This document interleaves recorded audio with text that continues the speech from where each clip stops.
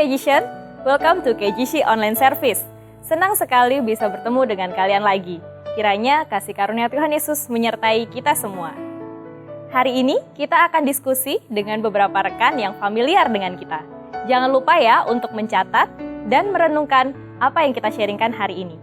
Sebelum kita mulai, mari kita berdoa. Tuhan Yesus, terima kasih untuk segala kasih dan berkat-Mu kepada kami. Hari ini kami akan memulai sharing kami, kiranya Tuhan Engkau yang menyertai dari awal, pertengahan, hingga pada akhirnya. Di dalam nama Tuhan Yesus, kami sudah berdoa. Amin. Yuk kita siapkan waktu, hati, dan kita ajak anggota keluarga kita untuk memuji dan memuliakan Tuhan. Mari kita menyembah Tuhan bersama, karena Dialah yang setia.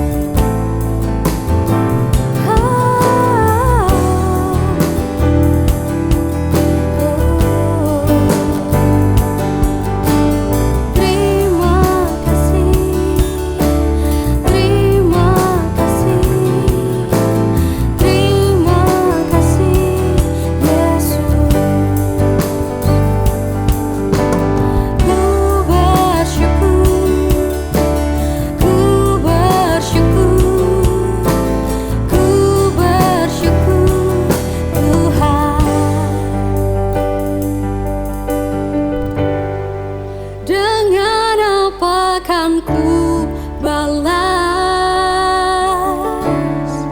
segala kebaikanmu. Segenap hatiku menyembahmu Yesus, ku bersyukur padamu. Dengan apa kan ku balas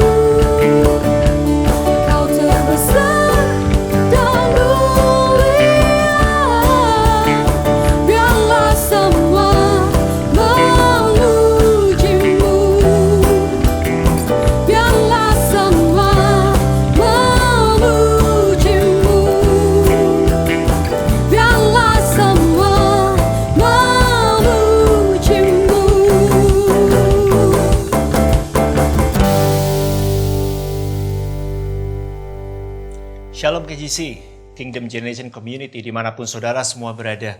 Hari-hari ini kita tahu bahwa kita ada di saat-saat yang challenging, pandemic COVID-19. Dan kita percaya bahwa ketika kita berserah kepada Tuhan, kita melakukan bagian kita. Dan Tuhan tetap akan menggenapi janji-janjinya dalam hidup kita. Saya mau bacakan untuk saudara Amsal 23 ayat 18, firman Tuhan berkata, "Karena masa depan sungguh ada dan harapanmu tidak akan hilang." Nah saudara, dari ayat tadi itu membuat kita tetap berani bermimpi meskipun kita ada di saat-saat yang kalau orang di luar sana bilang ini saat-saat yang gak mudah. Kalau kita bilang ini saat-saat yang penuh dengan tantangan. Tapi ayat tadi menguatkan kita karena masa depan kita sungguh ada dan harapan kita gak akan pernah hilang. Kita percaya di saat-saat seperti ini pun kita masih bisa bermimpi besar. Karena bersama dengan Tuhan, Tuhan kita yang luar biasa. Segala sesuatunya yang menjadi bagian kita lakukan dan Tuhan pasti tetap akan mengenapi janji-janjinya. Nah saudaraku, untuk malam hari ini, untuk hari ini kita ada acara yang sedikit berbeda, ya, sedikit spesial gitu ya. Kita ada group discussion dengan rekan-rekan KGC Kute. Nah, saya langsung aja perkenalkan rekan-rekan yang saya ajak bersama-sama dengan saya hari ini. Untuk kita mau sama-sama sharing apa yang mereka alami, live sharing, apa yang mereka alami hari-hari ini. Dan saya secara pribadi berdoa biarlah saudara yang mendengar ini boleh terinspirasi, boleh termotivasi, dan saudara boleh diberkati. Saudaraku, dari pojok sana ada Brother Feki Talumikir, ya, founder dan owner dari Bakar Rica Om Tole. Wah, saudara bisa lihat ada di bawah ini, gitu ya.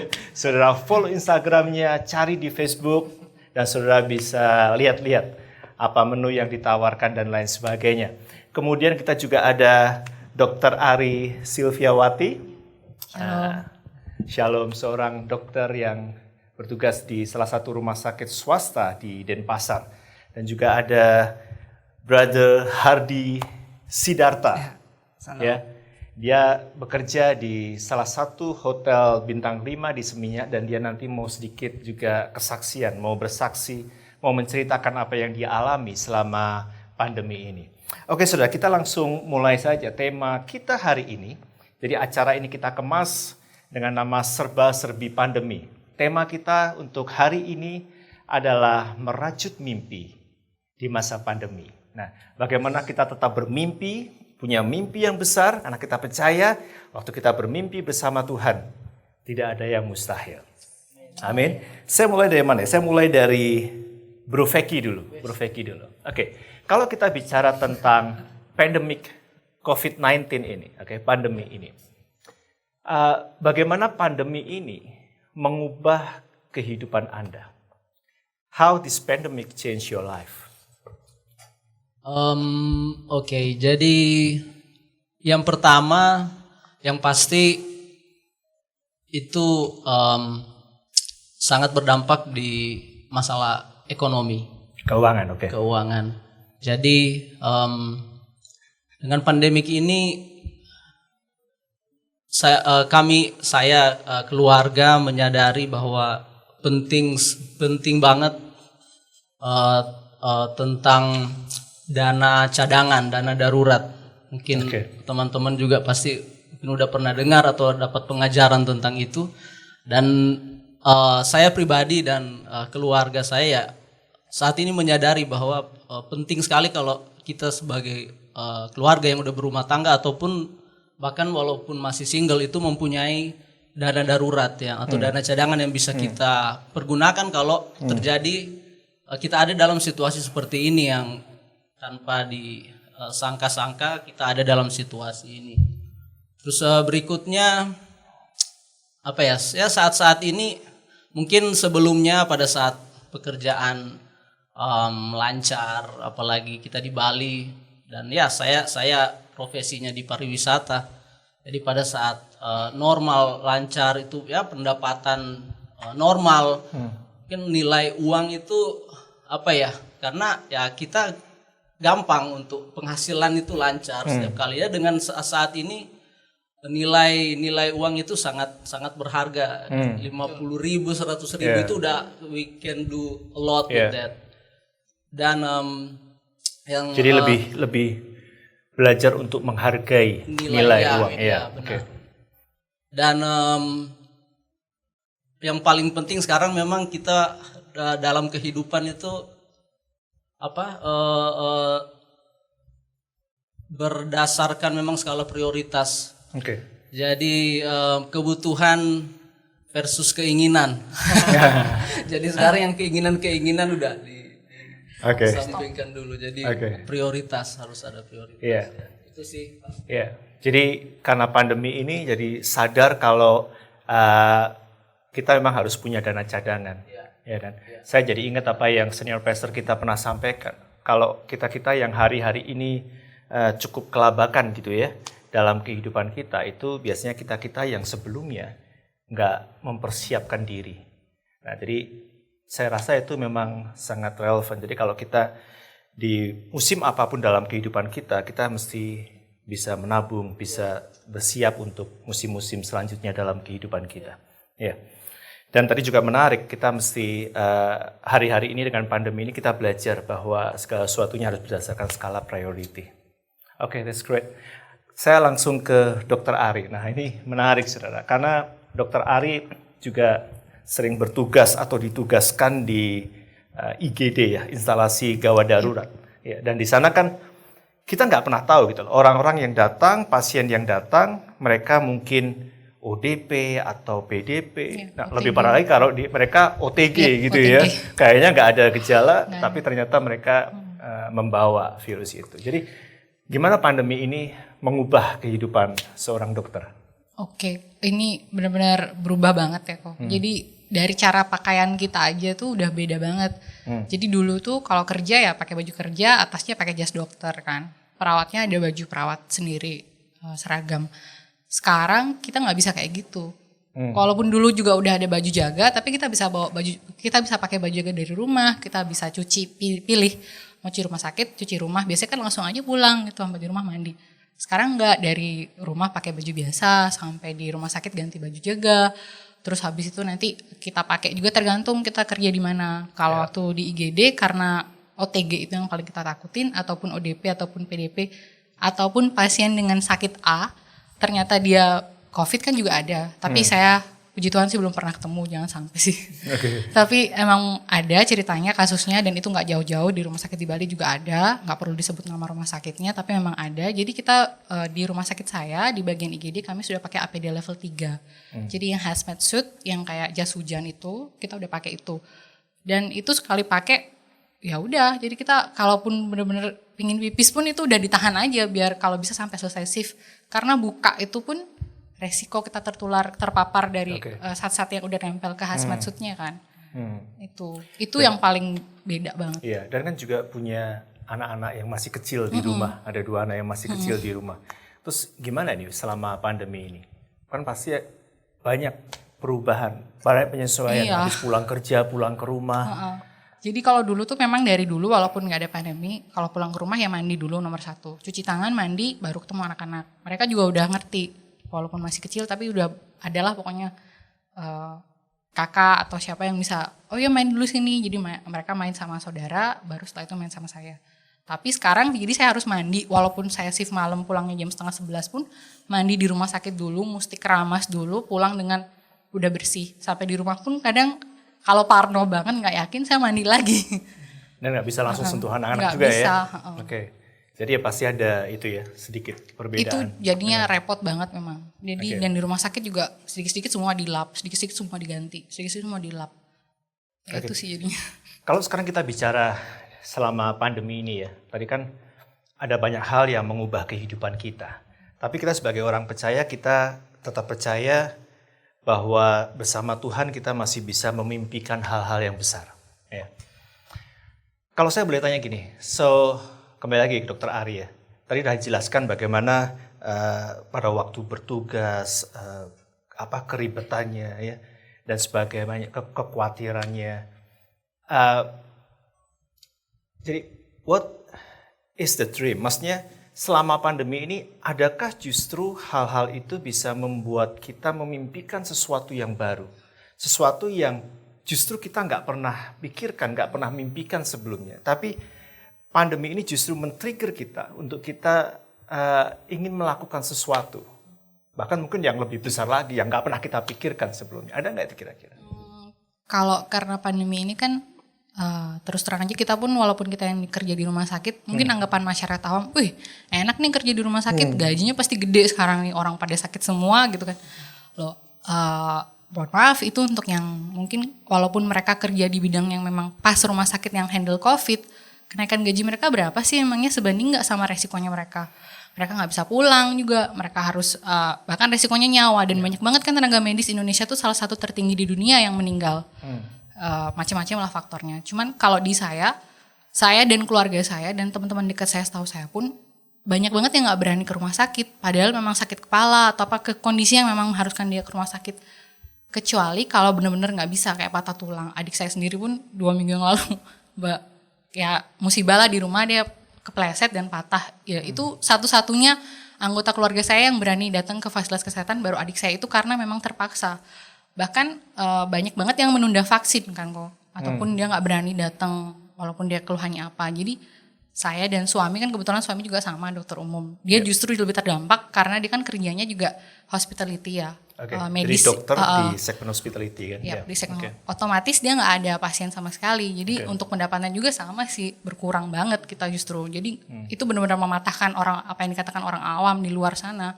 Kalau kerja di rumah sakit itu pasti enak, gajinya gede gitu. Padahal itu mau melakukan apa nih? Jadi kita mikir suami istri dokter. Kita kan emang nggak punya bisnis background, tapi kita mikirnya gimana sih caranya supaya tetap jalan gitu loh pelayanan kesehatan itu. Jadi kita berpikir mungkin home visit bisa jadi salah satu ininya. Oke, home visit. Jadi mungkin dari teman dulu gitu.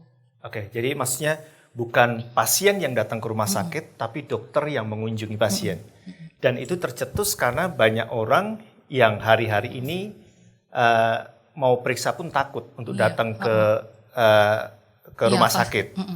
Jadi karena mereka takut, lebih baik dokter yang datang ke rumah mereka. Wow, itu great. Juga nanti kita pasti pakai protokol kesehatan sih. Iya, dengan protokol kesehatan. Jadi justru pandemi ini memunculkan, men-trigger gitu ya, mendrive satu mimpi baru kan. Iya. Ya, selalu ada sesuatu yang luar biasa di balik kejadian-kejadian dalam hidup kita. Jadi ada rencana untuk itu ya, dengan suami tentunya yang sama-sama seorang dokter juga. Mumpung sama sih. Oke. Sekarang kita ke Brother Hardy nih. Ini dari tadi kan diam aja, kita mesti tanya-tanya. Ya kan? Harus jadi yang saya tahu gini, jadi dia ini bekerja di Hotel Bintang 5 ya. Dari front office kemudian dipindahkan ke bagian sales marketing. Iya. Ya. Dan kemudian karena pandemi ini diistirahatkan gitu ya atau dirumahkan. Iya. Ya. Dan belum tahu kepastiannya sampai kapan. Oke. Terus ngapain aja nih hari-hari ini? Terus apa yang mesti dilakukan? Kan pasti kebutuhan tetap jalan. Tetap jalan. Pengeluaran tetap ada. Tetap ada. Kewajiban penghasilan tidak ada. Penghasilan tidak ada. So what are you gonna do? So ya karena pandemi sih ya otomatis aku yang bekerja di hotel Kak itu sangat langsung dampaknya langsung banget. Jadi tamu sudah nggak ada, pick up udah nggak ada. Jadi yang bisa dilakukan pada awal-awal pandemi itu ya kita cuma diam di rumah. Aku sih waktu itu cuma diam di rumah. Cuma kalau dengan melihat situasi seperti ini, mungkin aku bisa aku harus diam di rumah untuk membantu pemerintah juga supaya meminimalisir kita keluar, supaya kita nggak kena virus atau kita nggak menyebarkannya juga.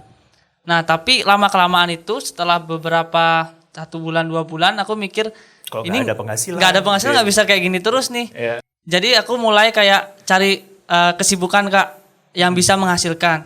Jadi aku mulai aktifin YouTube lagi. Aku mulai YouTube channel. Dulu sih udah punya. Sudah ada. Ya subscribernya sudah bisa lah dimonetize tapi watch viewsnya belum. Itu kurang banyak. Viewers sama subscribersnya. Viewersnya aja. Ya. Memang YouTube itu kalau nggak kontroversi nggak rame. Ya makanya nggak banyak yang view gitu ya, nggak banyak yang subscribe. Ya jadi buat beberapa video tentang kayak podcast kayak gini juga, cuma kurang. Apa maksudnya belum bisa menghasilkan. Nggak menghasilkan. Tapi ya. But at least you try. Ya at least. Ya sudah mencoba. Do something. Ya. Tapi nggak menghasilkan. Nggak menghasilkan. So Terus aku mulai kayak cari-cari pekerjaan di freelancer gitu. Ada di website seperti kalau teman-teman tahu kayak upwork.com atau freelancer.com atau Fiverr. Itu kita bisa kayak bikin gigs terus menawarkan apa yang bisa kita lakukan. Contohnya seperti desain. Ya, dan itu graphic kan global. design. Itu global, ya. Dan juga video editor kayak gitu bisa. Atau bahkan kita cuma data entry pakai Excel itu juga bisa, di situ ada yang nyari tenaga freelancer kayak gitu. Cuma aku sudah berusaha pasang gigs, cari di YouTube gimana cara nulis gigs yang benar-benar menarik biar bisa dibeli sama orang, tapi ya belum belum ada order gitu. Belum ada yang nyantol ya. Belum ada yang nyantol. Karena kalau Jadi- begitu kan mereka biasanya lihat portfolionya juga kan. Iya, nah. Dari orang yang menawarkan barang dan jasa itu. Iya benar sih. Karena orang lihat dari reviewnya, apakah sudah pernah pengalaman dulu sebelumnya, karena sayangannya sudah pada pengalaman semua. Oke. Gitu. Oke. Jadi YouTube channel nggak jalan. Nggak jalan. Jalan sih cuman nggak menghasilkan. Iya. Kontroversi sih. Iya maunya bikin kontroversi cuma iya. dilarang. Terus coba untuk freelance secara online juga belum menghasilkan. Belum menghasilkan. Terus apa yang dikerjain Tapi sekarang? nah, karena itu nggak menghasilkan, jadi aku tetap berusaha cari jalan gimana. Aku nonton video financial segala macam. Nah, kebetulan aku tuh dulu sebelum kerja di hotel, aku tuh punya akun salah satu transportasi online. Ojol. Oke. Ya, jadi aku coba kayak dulu itu akun ini nggak bisa diinstal di iPhone, Kak. Nah, karena HP ku nggak Android, jadi kayak nggak bisa nih, kayaknya tetap. Nah, tapi ternyata setelah aku cek lagi di App Store, sekarang dia sudah bisa. Nah, karena sudah bisa, terus aku coba login, tapi akunku nonaktif karena sudah lama nggak narik gitulah. Yeah. Terus aku datang ke kantornya, aku coba reaktivasi. Jadi waktu kerja di hotel akun sudah nggak aktif. Akun sudah nggak aktif. Oke. Itu sudah lama banget nih akun. Sudah lama. Sudah lama banget. Iya. Datang ke Terus kan sana. diaktifkan lagi. Ternyata cuma sebentar. Dan itu pun cuma ngupdate data kayak SIM yang belum ke-update kayak gitu. Oke. Dan sekarang Dan ojol ini berarti. Sekarang ojol. Oke. Ya, walaupun hasilnya nggak seberapa, Kak. Ya. Apalagi musim corona gini sepi banget, untuk dapetin order pun itu sudah kayak kan dia punya insentif target itu nggak nyampe sih. Cuma at least aku do something untuk bisa survive sih. That's good. Iya. Ya. Tapi dengan protokol juga. Protokol kesehatan Ya, tetap. awalnya sempat kayak ragu, masa kalau ojol kan kita ketemu banyak orang nih, Yeah. berbahaya juga. Tapi dengan iman sih, asik. Jadi harus berani, tapi tetap protokol kesehatan. Oke. Gitu. Jadi nggak nekat ya, tapi waspada. Waspada tetap tetap. waspada, tetap berjaga-jaga. Ya. Iya. It's good ya, karena banyak orang yang hari-hari ini karena ngerasa dia ada pandemi ini, kemudian dia sudah istilahnya rebahan aja di rumah kan. Cuma Atau diem mungkin aja. asal terima bantuan aja. Sedangkan kamu tadi memilih kembali mengaktifkan akun ojol kamu yang sudah bertahun-tahun mati, Iya. yang nggak aktif terus diaktifkan lagi. Iya. Jadi cara apapun kamu lakukan, yang penting tetap produktif Tetap dan tetap produktif. menghasilkan di saat-saat seperti ini. Wah, oke. Ya, saya percaya tadi pasti bisa menginspirasi anak-anak muda yang Amin. dengar ini. Jadi apa aja selama itu tidak keluar dari kebenaran firman Tuhan, just do it, lakukan aja. Dan apalagi itu menghasilkan, ya kan? Oke, sekarang saya boleh kembali ke Bro Feki. Yes. Wah. Jadi ceritain sedikit dong ke kita tentang asal mula Bakarica. Bakarica. Om Tole. Bakarica Om Tole. Oke, jadi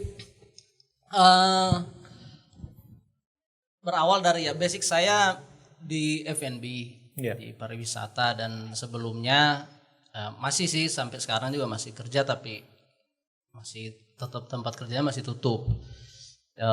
Jadi saya kerjasama dengan partner orang asing dan saya mengelola studio seni dan ada lounge-nya. Dan karena berhubung saya background F&B, jadi ya saya ada passion lah punya. Dan salah satu hobi saya itu manggang. Oke. Jadi sebelumnya sering Pak kalau berapa kali dalam sebulan pasti suka manggang sendiri untuk kadang-kadang ajak teman untuk bareng. Nah, jadi kemarin itu Barbekyuan ya, barbekyuan. Semenjak pandemi gitu udah tempat kerja tutup, di rumah ya 1-2 minggu awal sih masih enjoy ya. Karena sebelumnya siang sibuk segala macam kerja ini. Nah, tapi setelah itu udah mulai mikir, nah ini nggak bisa kayak gini terus. Sedangkan memang apalagi awal-awal pandemi enak ya, santai di rumah nggak ngapa-ngapain. Dan dari sisi ekonomi juga, wah Kebutuhan tetap masih banyak ya. tetap jalan. Jadi harus mikir, tapi mikir apa gitu. Ya udah, saya sama istri kita sepakat, kita doa. Terus itu saya diingatkan, udah apa hobi saya, apa yang saya seneng lakuin. Dan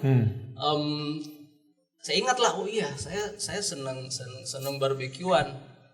Jadi ya dari situlah Pak, jadinya berawal dari hobi. Dan ya udah saya realisasikan, saya coba untuk dikerjakan, dijual lah istilahnya. Dan ya puji Tuhan it works.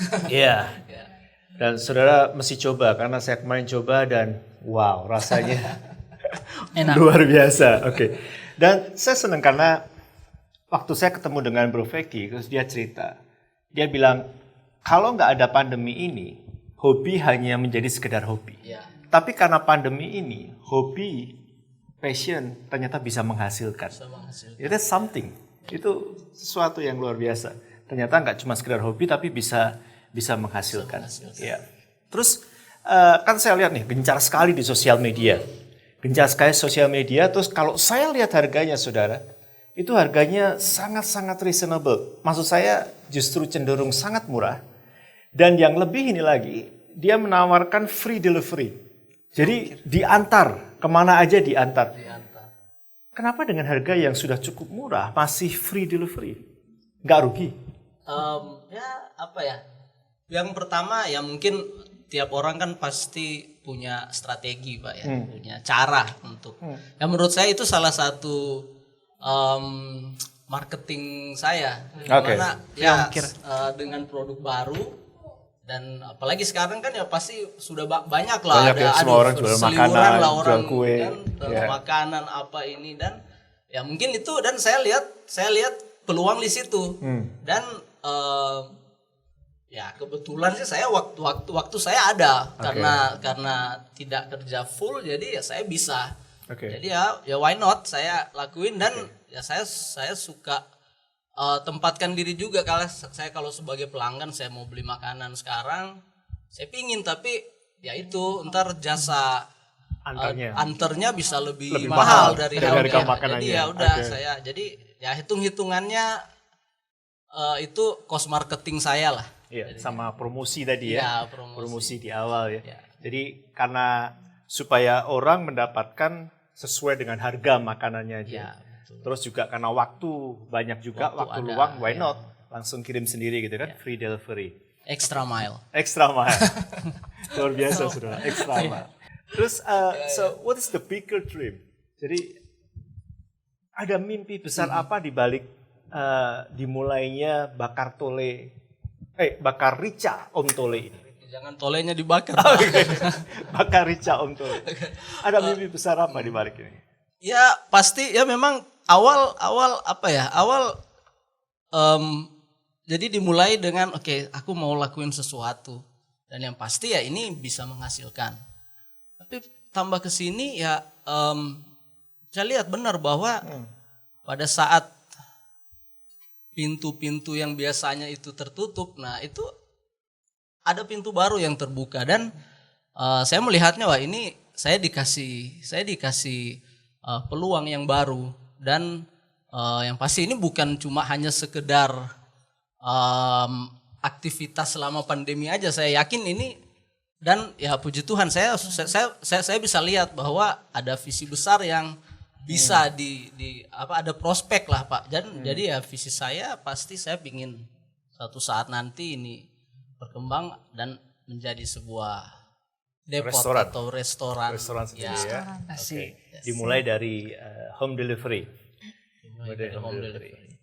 Wah. Oke, mantap. Dan saya suka orang-orang yang memang ketika mereka ada ide, mereka langsung eksekusi. Karena saya pernah baca juga satu artikel yang mengatakan great things start from 10% of ideas and 90% of execution. Jadi hal-hal yang besar, perkara yang besar, itu bisa terjadi dari hanya 10% ide, tapi yang penting 90%-nya itu adalah eksekusinya. Mesti jalan. Karena banyak orang yang cuma mimpi, ya kan, cuma pengen ini, pengen itu, banyak ide, tapi nggak jalan-jalan. Ya kan, belum ada rumah makan, belum ada depot, belum ada restoran, belum ada tempat, bakar aja di rumah. Ya benar ya, bakar di rumah. Terus mulai jual lewat sosial media, melalui teman-teman, dan itu semua. Wah, oke. Saya mungkin kembali ke Dr. Ari ya. Tadi saya sebenarnya ada satu yang ingin saya tanyakan, mungkin juga mewakili para pendengar juga semuanya. Seberapa stressful kerjaan hari-hari ini sebagai seorang dokter, apalagi kalau di garda terdepan ya, di instalasi gawat darurat. Karena saya mendengar banyak, banyak di antara para tenaga medis juga, mereka sampai merasakan karena tingkat stres dan depresi yang tinggi, sampai itu mempengaruhi pada mental, kesehatan mental mereka. Dokter Ari ngalamin itu nggak? Sebenarnya secara nggak langsung sih pasti stres ya kok. Jadi kayak saya sendiri juga nggak sadar gitu. Tapi kita memang dari sebelum strict banget sampai pakai APD level 3 pun, kita kalau ketemu pasien itu udah kayak yang udah yang mikir duluan. Kalau dulu kalau ada pasien ya udah ayo, kalau langsung yang duluan nih di kepala, harusnya kan nggak boleh ya, orangnya udah sakit kok kita malah ngadu gitu kan, harusnya kan nggak boleh, kita harus tolong. Makanya jadi kayak ini mudah-mudahan bukan COVID, mudah-mudahan nggak COVID, padahal kita nggak tahu gitu.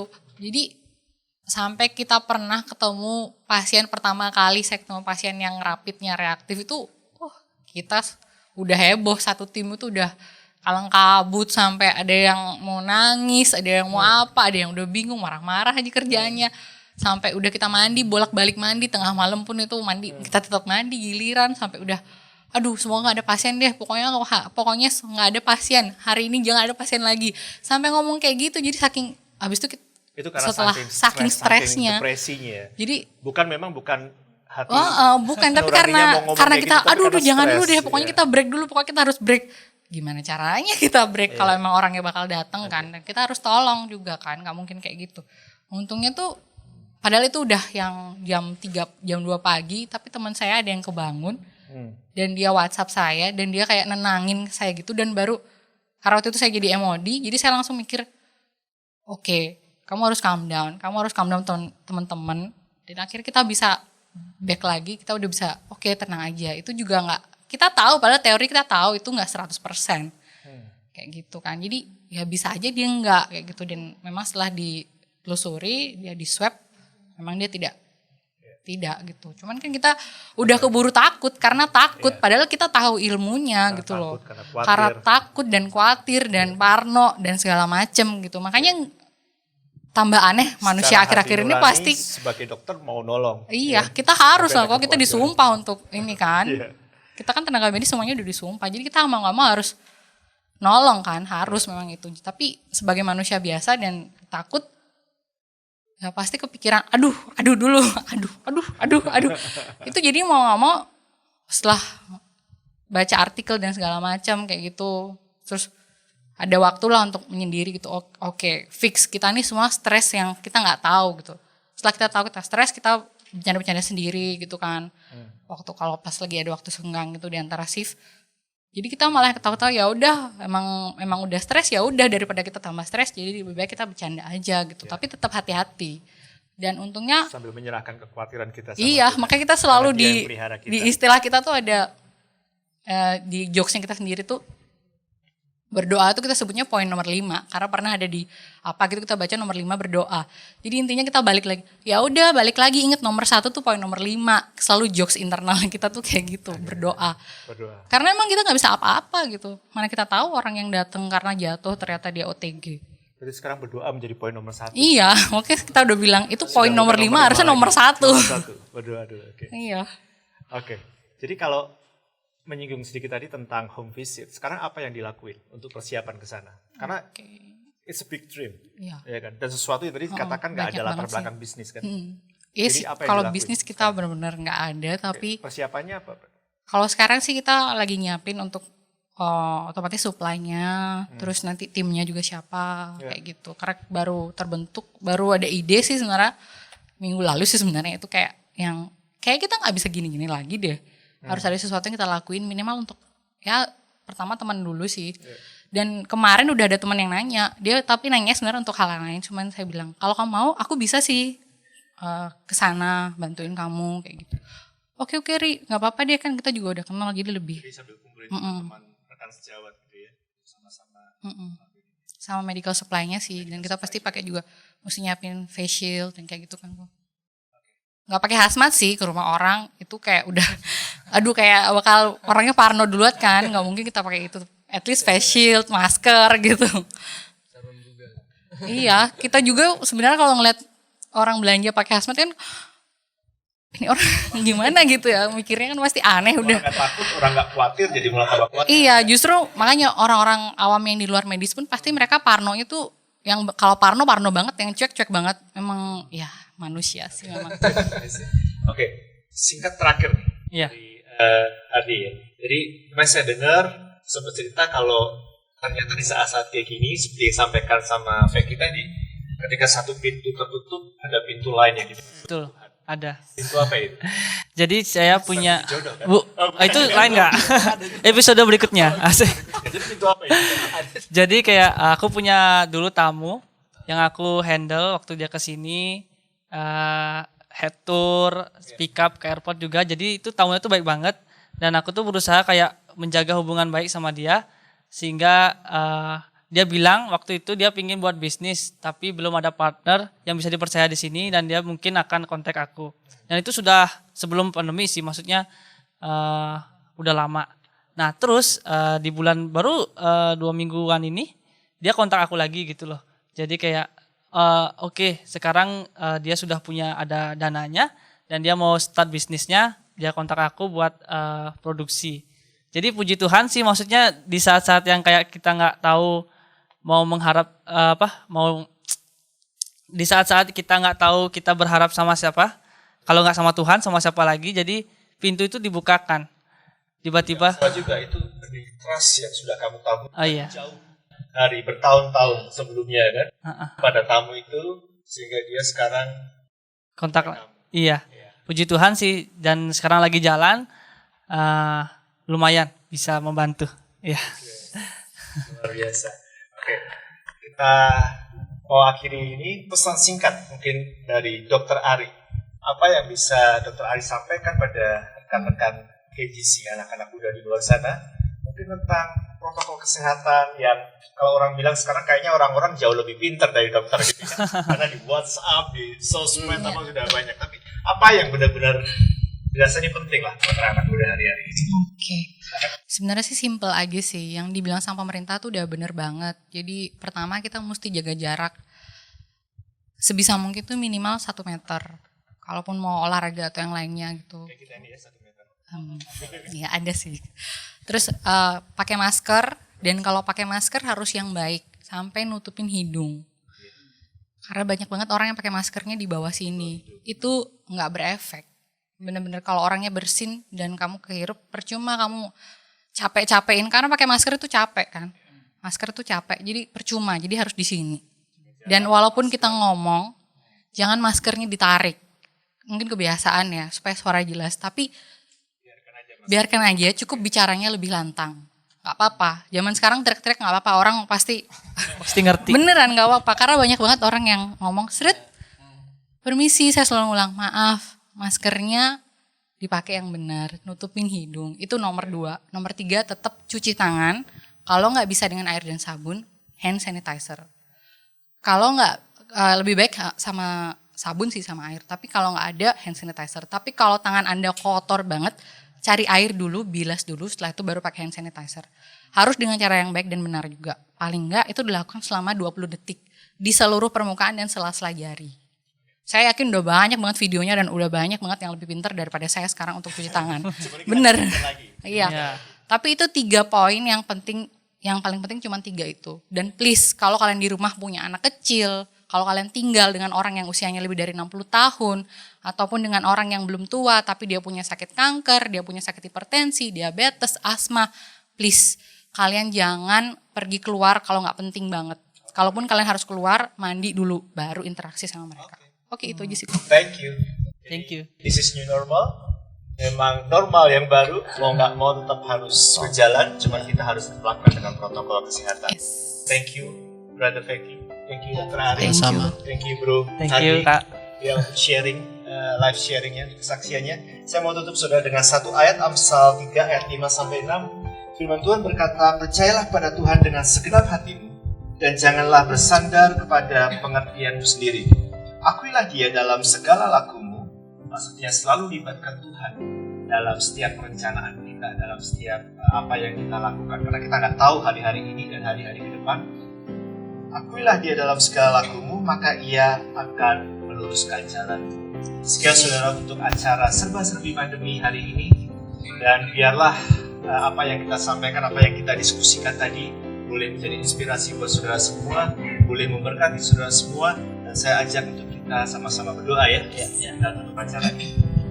Tuhan, di dalam nama Yesus Kristus kami mengucap syukur untuk apa yang boleh kami diskusikan hari ini Tuhan, dan biarlah ini boleh menjadi inspirasi, boleh memotivasi, dan boleh menjadi berkat bagi terutama anak-anak muda yang mendengar di mana saja Tuhan. Dan kami percaya di saat-saat yang challenging seperti ini, saat-saat pandemi seperti ini, Engkau tetap bekerja untuk melakukan banyak hal dalam kehidupan kami. Segala sesuatu yang baik pasti terjadi dalam kehidupan kami. Untuk kami semua anak-anak-Mu yang mengasihi kami. Dalam nama Yesus, kami mengucap syukur. Haleluya. Amin. Tuhan Yesus berkati saudara. Demikian online service minggu ini. Melalui diskusi tadi, mari kita senantiasa mengucap syukur atas berkat Tuhan. Sebagai ucapan syukur kita, untuk persembahan bisa ditransfer di nomor rekening yang tertera di layar Anda.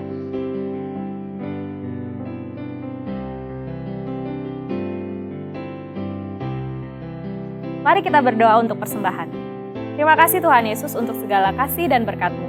Saat ini kami akan memberikan persembahan kami, biarlah persembahan kami boleh menjadi berkat untuk banyak orang. Terima kasih Tuhan, di dalam nama Yesus Kristus kami berdoa. Amin. Thank you for watching. Happy Sunday. See you next week. Stay strong, keep healthy, and God bless you.